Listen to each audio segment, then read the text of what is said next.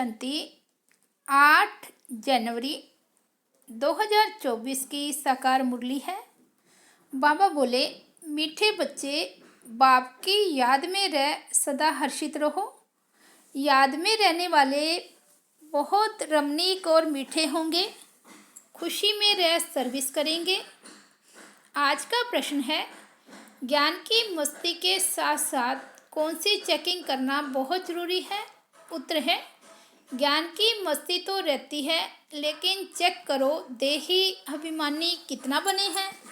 ज्ञान तो बहुत सहज है, लेकिन योग में माया विघ्न डालती है। गृहस्थवार में अनासक्त हो रहना है।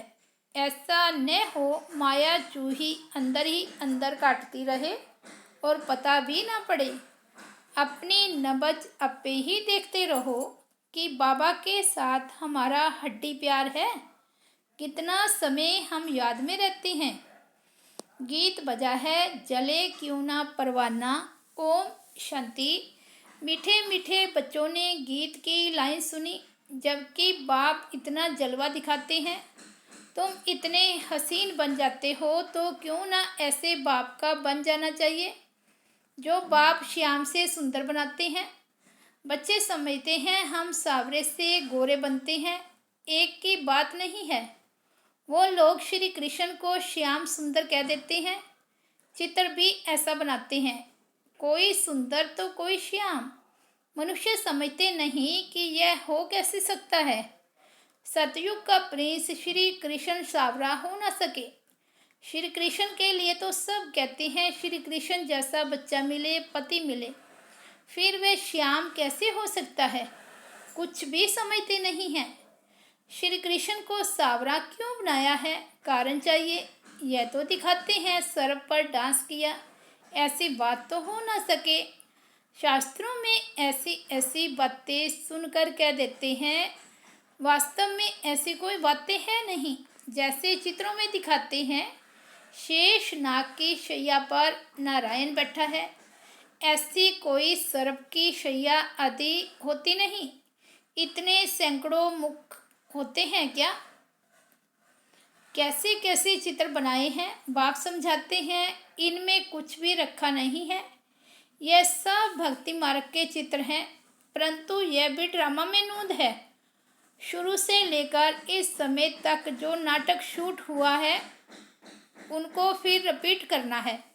यह सिर्फ समझाया जाता है कि भक्ति में क्या क्या करते हैं, कितना खर्च करते हैं, कैसे कैसे चित्र आदि बनाते हैं।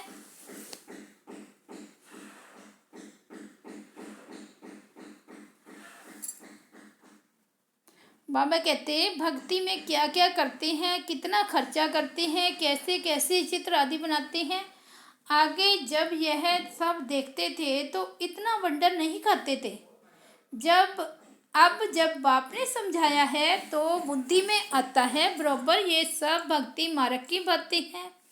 भक्ति में जो कुछ होता है वह फिर भी जरूर होगा, सिवाय तुम्हारे और कोई भी ये समझ ना सके। यह तो जानते हो, ड्रामा में जो पहले से नूंद है वही होता रहता है।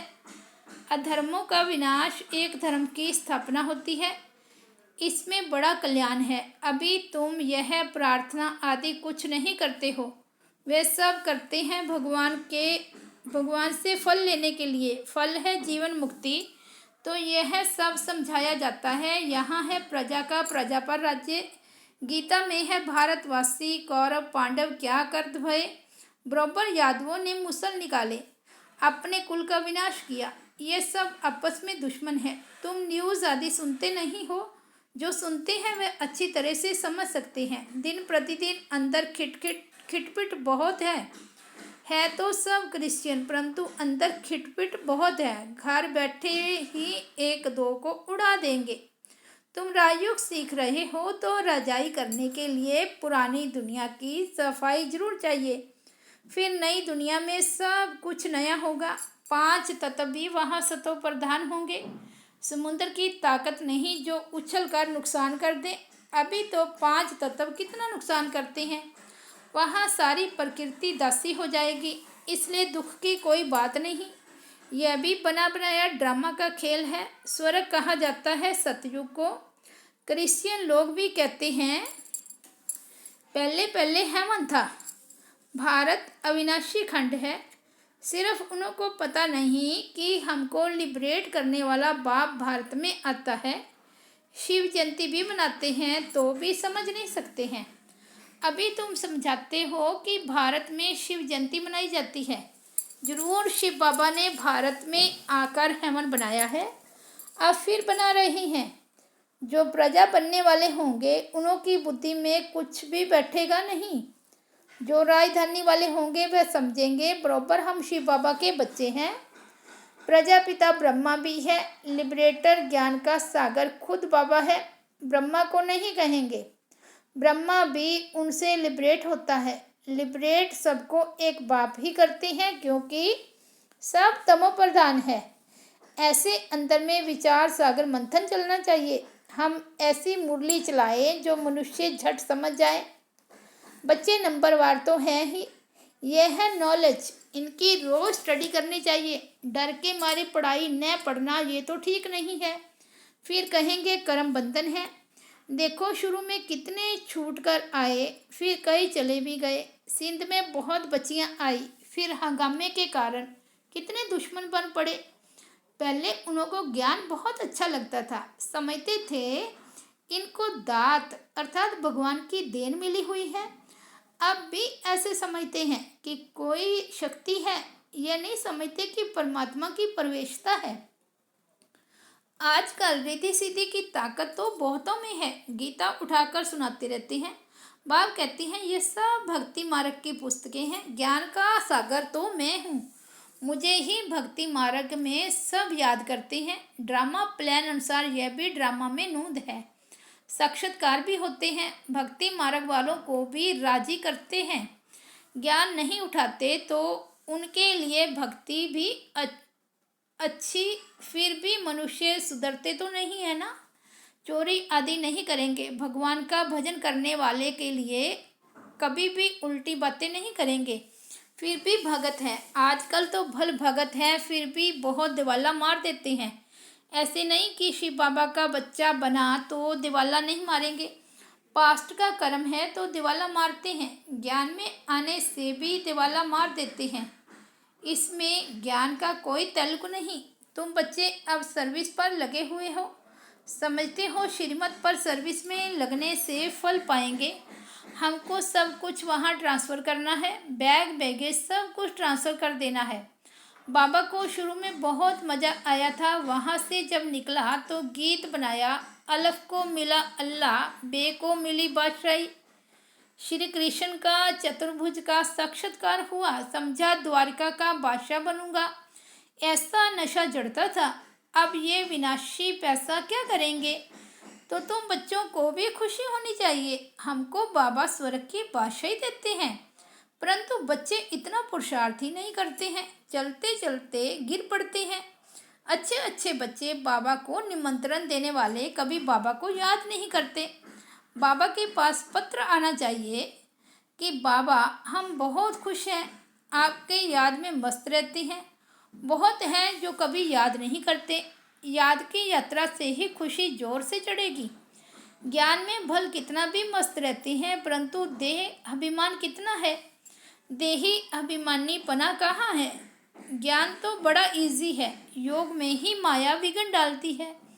गृहस्थवार में भी अनासक्त हो रहना है। ऐसा न हो जो माया अंगूरी लगा दे।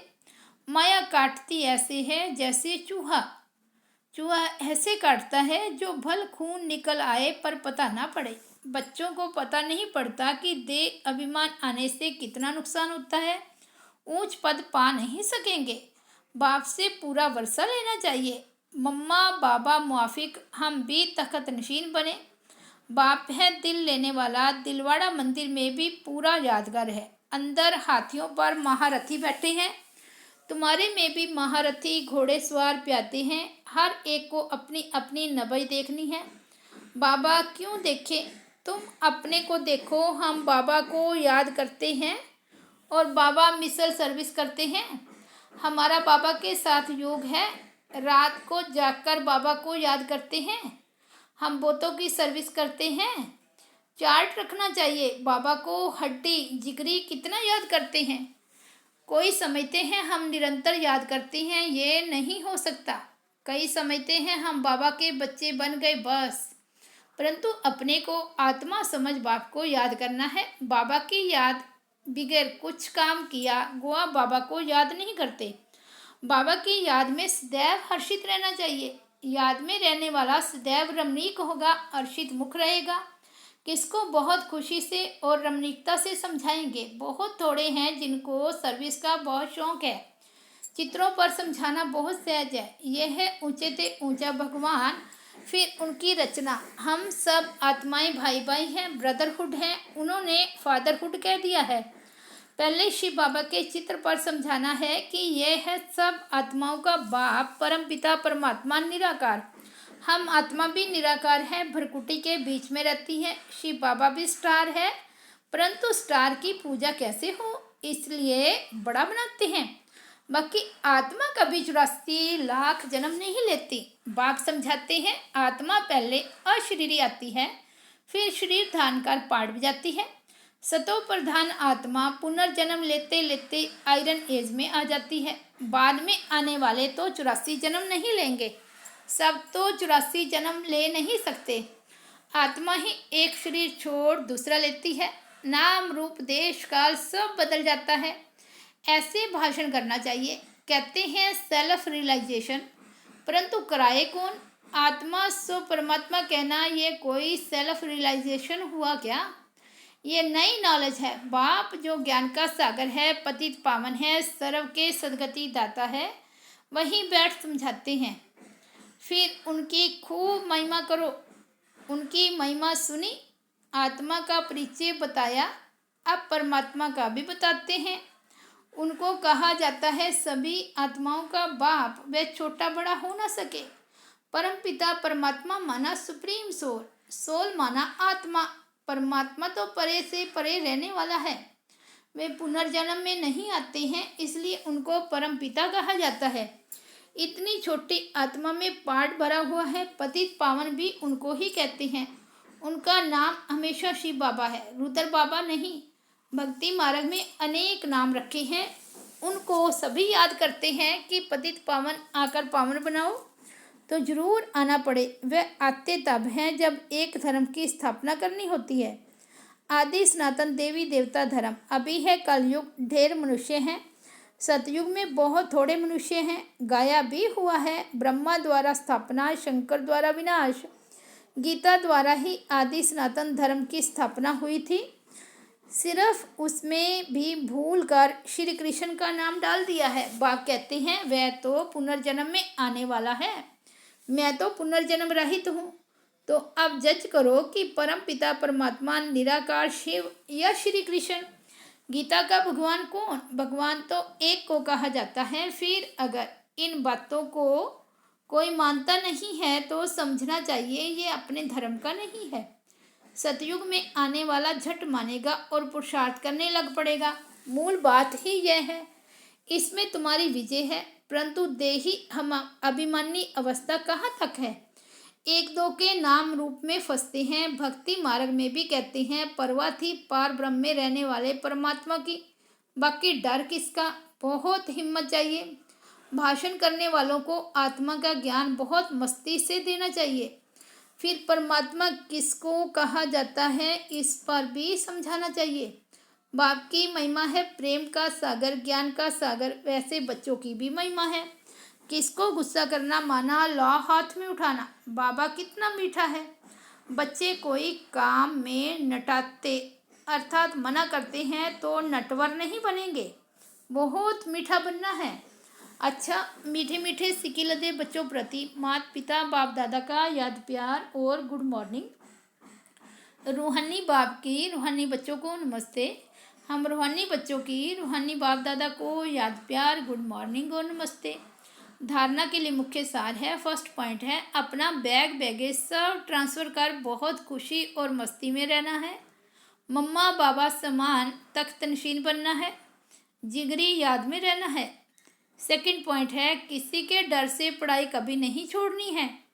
याद से अपना कर्म बंधन हल्के करने हैं। कभी क्रोध में आकर लौ हाथ में नहीं उठाना है। किसी सेवा में नहान नहीं करनी है। आज का वरदान है, रॉयल और सिंपल दोनों के बैलेंस से कार्य करने वाले ब्रह्मा बाप समान भव। जैसे ब्रह्मा बाप साधारण रहे, ना बहुत ऊंचा ना बहुत नीचा। ब्राह्मणों का आदि से अब तक का नियम है कि न बिल्कुल सादा हो न बहुत रॉयल हो, बीच का होना चाहिए। अभी साधन बहुत हैं, साधन देने वाले भी हैं, फिर भी कोई भी कार्य करो तो बीच का करो। ऐसा कोई ना कहे कि यहाँ तो राजाई ठाठ हो गया है। जितना सिंपल उतना रॉयल, दोनों का बैलेंस हो। स्लोगन है, दूसरों को देखने की बजाय स्वयं को देखो और याद रखो, जो कर्म हम करेंगे हमें देख और करेंगे। अव्यक्ति साइलेंस द्वारा डबल लाइट फरिश्ता स्थिति का अनुभव करो। अभी आपकी सारी कारोबार श्रेष्ठ संकल्प द्वारा इशारों से चलनी चाहिए। ऐसे लाइट रूप में रहो जो व्यर्थ संकल्प व्यर्थ समय समाप्त हो जाए।